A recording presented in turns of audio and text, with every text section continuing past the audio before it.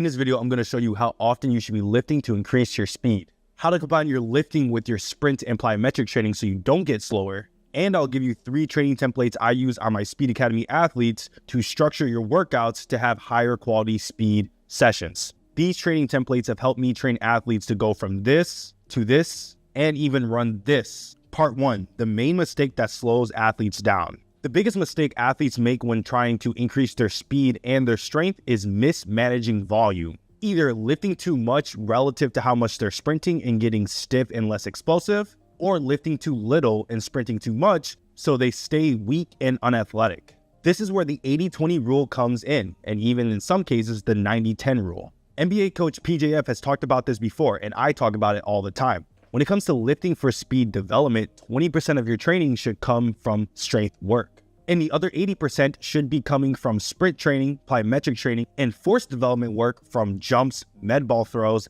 and resisted sprints. The first thing you probably just said is, this is BS. Why is this the case? The main reason why I preach this rule is because sprinting takes place in 0.05 seconds to 0.2 seconds spent time on the ground, which means your ground contact times are under 0.2 seconds in acceleration and max velocity.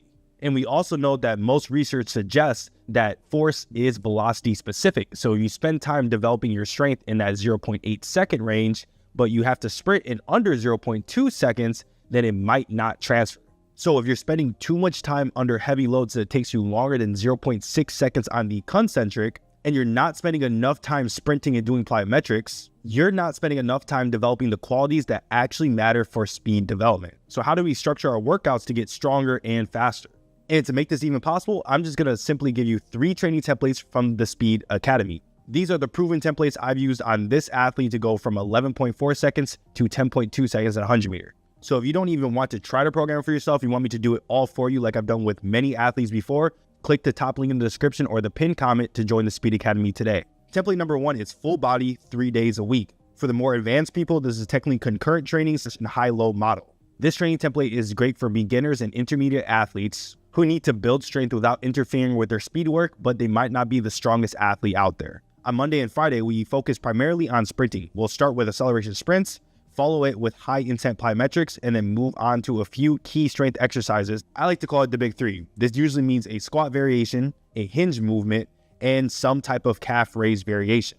These lifts are either submaximal and heavy, so around that 70 to 80% of your 1 rep max for a few reps, or high speed lifting variations that are around that 40 to 60% of your 1 rep max. You'll notice that the sprinting and plyometrics take up most of the session, while the lifting is just stimulating the strength qualities we need. We're not trying to crush ourselves in the weight room. We're trying to use the weight room to further develop our force production qualities. Then on Wednesday, we switch things up. This is where we focus on upright sprinting and faster plyometrics and mainly isometric lifts. With isometrics, we have 2 options, either focus on max strength with isometric pushes or refine movement quality and firing patterns, or maybe even the stiffness qualities we need with isometric holds. Once again, the total lifting volume stays low, and in most of our programs, this day is actually optional. You could just walk in and do flying sprints, some bounds, and call it a day, and you don't even need to go to the weight room. If you want to get some upper body lifting, you have 2 options. You can keep this as a full body and just add 1 horizontal push or 1 horizontal pull, or you could do option 2. Now we're going to turn this training template to upper lower body split. Tuesdays and Thursdays, we have upper body lifting days. This really doesn't interfere with your sprinting at all, so I don't really count them towards the lifting to sprinting ratio. So anything you do with your upper body, I wouldn't add that to the percentage of lifting of plyometrics to lifting ratio. This setup keeps the overall lifting volume low for lower body, prioritizes your speed specific work, and ensures you're getting stronger without possibly interfering with your speed development. The second template is a 3-bucket system. This is bar for bar how I set up the first phases of the Speed Academy. And while it's still technically concurrent training, I break it down to 3 distinct days, each serving a different purpose that develops speed and strength. For template 2, the athletes that this works for is usually beginner to intermediate athletes, multi-sport athletes who are beginner to intermediate, and usually track and field, soccer, and football athletes will see great gains from this training template because they need physical development, they need technical work, and they need high speed development for their sport. On Monday, we focus on what I call the physical bucket. This means your normal sprint training, a few plyometric movements, and then a good amount of lifting. Compared to the rest of the week, this is the day where we're going to do our heavier strength work, and the overall sessions is slower in velocity. Then on Wednesday, we hit the technical bucket. This day is all about high volume, extensive plyometrics, and sub-maximal sprinting that focus on developing your mechanics naturally. In the weight room, we'll shift the focus on developing the posterior chain, doing things like hip thrusts and hamstring isometrics. This session packs in a ton of volume, making it one of the heaviest lifting days of the week in terms of your total workload of sprinting to lifting ratio. Finally, Friday is the stimulus bucket day. This is where we go all in on max velocity sprinting, fast bounding, and short ground contact plyometrics. In terms of lifting, we might do one explosive movement that is low in volume, or we could make the lifting optional altogether.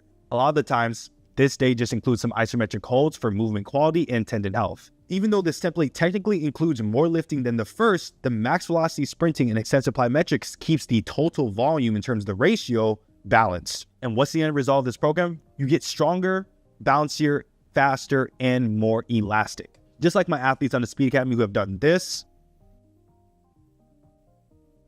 and done this.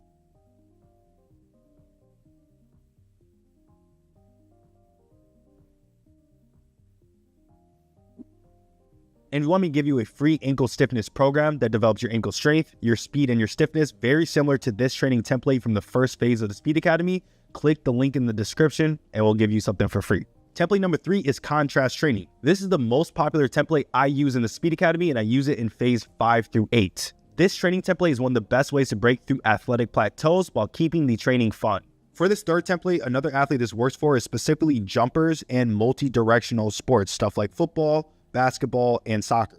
This setup follows a 4-day model broken into 2 training blocks. The first day of the block is your explosive lifting and jumping day. So this means we're building up strength and power through lifts that emphasize force production. Then the second day of the 2-day block is all about sprints, bounds, drop jumps, and fast plyometrics. The idea I thought of here is doing post-activation potentiation, which isn't just short-term effects that last 30 seconds to 3 minutes like most people think. You can actually extend PAP over multiple days, and that's exactly what we're taking advantage of here. This setup works especially well for intermediate to advanced athletes who want a high volume lifting day that still prioritizes explosive work, a sprint and plyometric day that keeps speed as the main focus, and the best of both worlds. You get to push heavier weights without sacrificing your elasticity and explosiveness. This is also one of the most fun ways to train because you're still getting a high volume lifting day, but you also get plenty of sprinting and jumping, without losing sight of the main goal, which is getting faster.